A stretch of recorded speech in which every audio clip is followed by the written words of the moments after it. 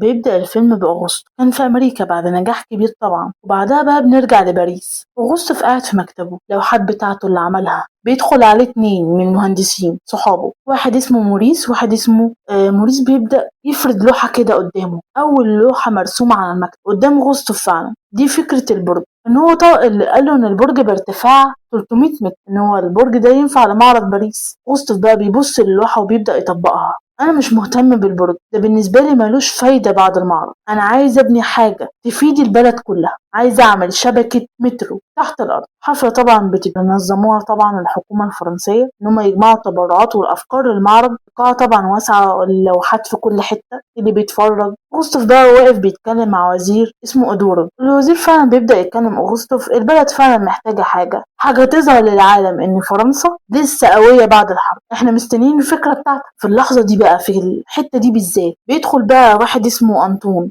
صحفي معروف، ومعاه مراته أدرين. عارفين مين أدرين دي؟ أغسطس فعلا هو بيبص على أدرين بصدمة. أدرين فعلا أول ما بتشوفه بتنزل عينيها على الأرض، بتبص في الأرض وبتحاول فعلا ما تبصلوش خالص. أدرين دي هي الحب القديم لأغسطس من 20 سنة، لما كان شغال إن هو يبني كوبري في أول حياته يعني. والقصة ما كملتش بسبب أهلها، عشان هو لسه مهندس فقير في بداية حياته، ما تعرفش ان هو اكبر مهندس دلوقتي. بالنسبة لها صدمة بقى، ايه ده، انت المهندس المعروف؟ اه انا المهندس المعروف. انطون فعلا بيقرب ادرين، بيقدمها بقى لاغسطس، بيقول لها تعالي انا نفتكر انكم اتقابلتوا قبل كده. ادرين فعلا بتبص لاغسطس مش عارفة تقول ايه. هل هترد تقول ايه؟ اه قابلته فعلا، بتقول اه اتقابلنا. اغسطس بقى بيبدأ يبص لها بصوت غريبة، وبيرد فعلا على كلام انطون. انا غيرت رأيي بخصوص المعرض، انا بس مش هبني مترو، انا هبني برج من حديد، برج بارتفاع 300 متر في وسط باريس، وهيكون اعلى برج بناه في التاريخ، محدش هيبني غيري. تحسه قال لي الكلمه دي لما ادرين قالت كده، قالت ان انا شفته قبل كده. تحسه كده اللي عايز يغيظها. ايوه الناس كلها بدات تتكلم. ادرين بتبص بقى لاغسطس ببساطه غريبه، لحد ما بتمشي لوحدها اغسطس بيجي وراها، يقولها ليه مشيتي ما كملتيش الحكايه زمان؟ ليه سبتيني لوحدي؟ بتبص بعيد عنه كأنها مش عايزة ترد عليه أساسا، حاول تطول الموضوع. بص بتقول له إيه، البرج دي فكرة مجنونة فعلا. أنت متأكد باريس مش هتقبل بكتلة حديد زي دي في وسط بيوتها؟ الناس مش هتقبل بكده. غصف بقى بيقول لها ثقة بقى، ثقة، البرج ده هيتبني، وهيتبني بشكل يخلي الكل يبص فوق مش يبص تحت، والناس هتحب الموضوع كمان. أغسطس بيبتدي يقف في منطقة شان جنب نهر السين، والعمال شغالين. أغسطس فعلا بيمسك الخريطة، الأساسات لازم تنزل تحت الأرض، لازم جنب النهر عشان ما نعملش تسريب. في نفس الوقت أغسطس بيروح يقابل مجلس المدينة عشان ياخد تمويل، والمسؤولين فعلا بيبصوا للرسومات وبيبصوا لكل حاجة. واحد من المسؤولين بيقول له إيه، الحكومة مش هتدفع أكتر من ربع تكلفة المشروع دي، الباقي لازم توفره من جيبك ومن المستثمرين، ولو البرج ده وقع انت اللي هتشيل الليله لوحدك، انت اللي هتشيل كل حاجه. تفتكروا هيرد يقول ايه؟ اغسطس فعلا بيبتدي يمضي على الورق، انا موافق، شركتي هتتحمل مسؤوليه، والشغل هيبدا من بكره الصبح. العمال بقى هم فعلا بيبداوا فعلا يشتغلوا، واغسطس واقف في وسط الموقع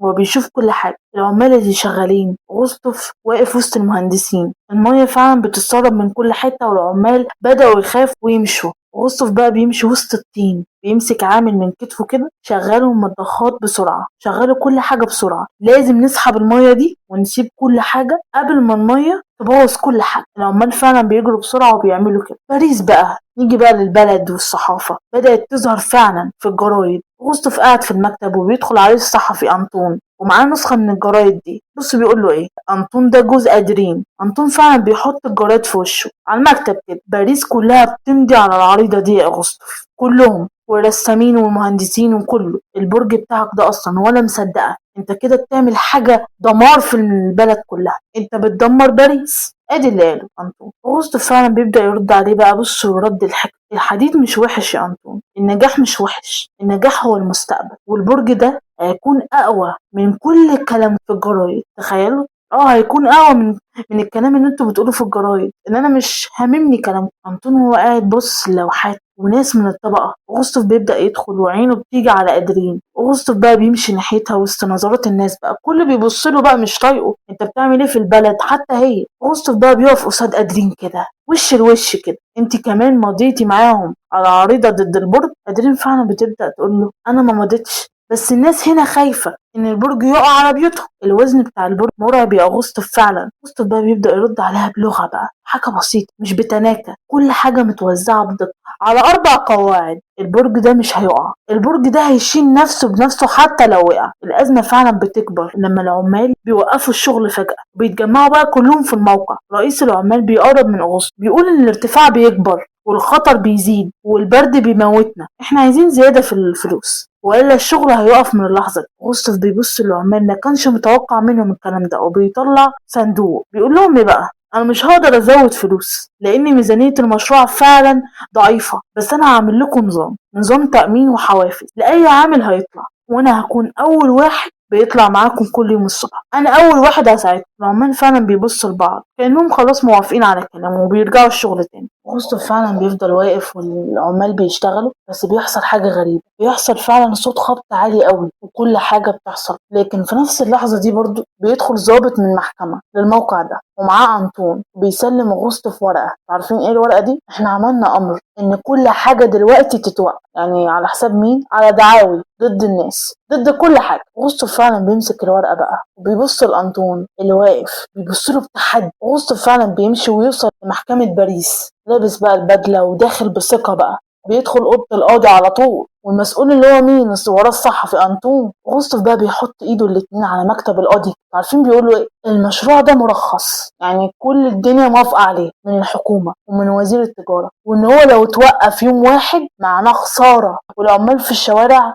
هتموت واقفة حال الناس. أنطون بقى بيبدأ يرد، البرج ده فعلا خطر على سلامة السكان يا سيادة القاضي، والأساسات جنب النهر مش مضمونة، ايه الضمان؟ أغسطس بيبدأ يطلع من شنطته الحسابات الهندسية اللي بيعملها الرسمية، بيحطها على المكتب. الورق ده لما تضغط عليه كده ده قواعد هترميه في الأرض، دي قواعد مش أكتر من الضغط اللي بتعمله أنت. البرج ده أماني وأنا بضمن ده باسمي وسمعتي أنا هندسية. القاضي بيبدأ يبص للورق وفعلا بيمضي على القرار ده إن الشغل مستمر، بس لو حصلت غلطة واحدة المشروع هيتهد كله قدام عيني. بعد كده فعلا البرج بيكبر وبقى واصل لارتفاع عالي قوي فوق سقف باريس. كان العمال شغالين بيرفعوا فعلا الكتلة الحديد دي ويثبتوها على البرج. أغسطس واقف. رئيس المهندسين بقى بيبص لأغسطس، الريح دلوقتي فوق 200 متر بتخلي الارتفاع تتهز، الحبل ممكن يتقطع وكل حاجة تقع على العمال تحت. أغسطس فعلا بيمسك الحبل، ثبتوا كل حاجة دلوقتي، دي الطريقة الوحيدة اللي هتوزن البرج ده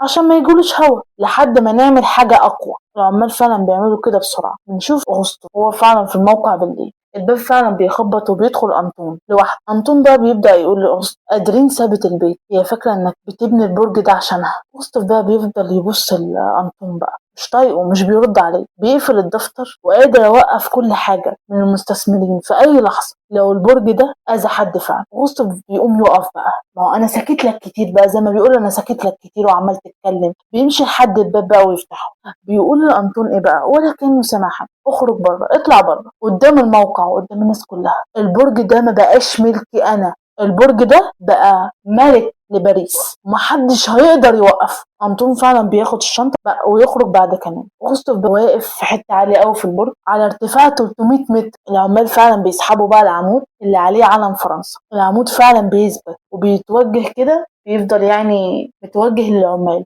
العلم ده بيتفرز فعلا والعمال فوق بيبدأوا يصرخوا فعلا ويسقفوا، وأغسطس واقف تحت بيبص لآلاف الناس اللي مليانين شوارع باريس وهم باصين للقيمة. ده اليوم الافتتاح الرسمي لمعرض باريس العالمي سنة 1809، وآلاف البشر من كل بلاد العالم مليانين فعلا المكان. أغسطس واقف أسد شجاع ما بيخافش من حد قدام المسؤولين ووزير التجارة. بيقف ويقوم يقطع، بيمسك مقص وبيقطع الشريط الافتتاح الرسمي للمعرض وسط بقى الناس دي كلها. أغسطس بقى بيمشي، بيفضل قاعد عند البرج، بيطلع من جيبه، انتوا عارفين بيطلع من جيبه ايه؟ ساعة دهب. بيبص في وقتها بقى أول مرة يبص في الوقت، يعني بيبص قدامه كده بيلاقي قادرين ويبص للبرج. أغسطس بيبعد عينه طبعا عن الشارع ومش عايز يشوفها، بيمشي لحد السلم، بيطلع للصوره والمسؤولين اللي بينادوا عليه عشان ياخدوا منه كلمة، انت ازاي عملت كل ده، انت ازاي نجحت. الناس اللي كلها وقفت ضده نجح.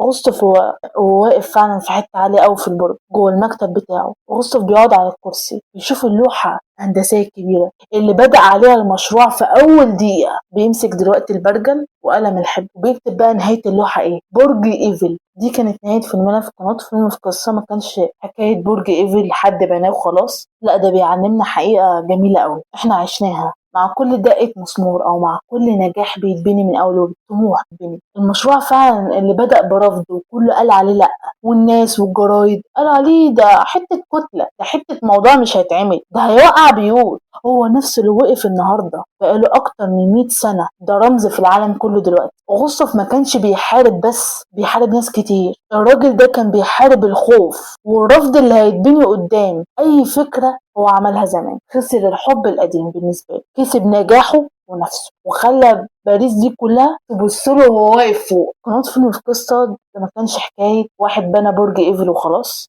لا ده المشروع اللي بدأ بورقة وقلم واترفض من المهندسين ومن البلد كلها. الحديد اللي الناس كانت خايفة منه ومعتبراه بقى بشع ووحش وراكب فوق بعضه، ده هو ده اللي حماهم في الآخر. سؤال أخير لكم: لو كنت مكان فعلا أغسطس والحكومة والناس والصحافة واقفة ضد فكرتك واعتبروها خلاص وحشة، الفكرة دي غلط، كنت هتكمل بفلوسك وبسمعتك وتخاطر بحب حياتك عشان تحقق لوحدك، ولا كنت هتختار الحل الأسهل وتبني فعلا المترو وتمشي جنب الحيط؟ لو تفتكروا هو كان عايز يعمل ايه؟ يبني المترو. لا هو ما بناش مترو، هو بنى برج، حاجة أعلى من المترو. ولا أي حاجة، ولا حب زمان ولا جرايد ولا صحافة ولا أي حاجة، ولا حتى مستثمرين ولا قواضي. شاركونا فعلا رأيكم ببساطة كده في الكومنتات تحت الفيديو. ما تنسوش الاشتراك واللايك بتاعنا. خليك قريب.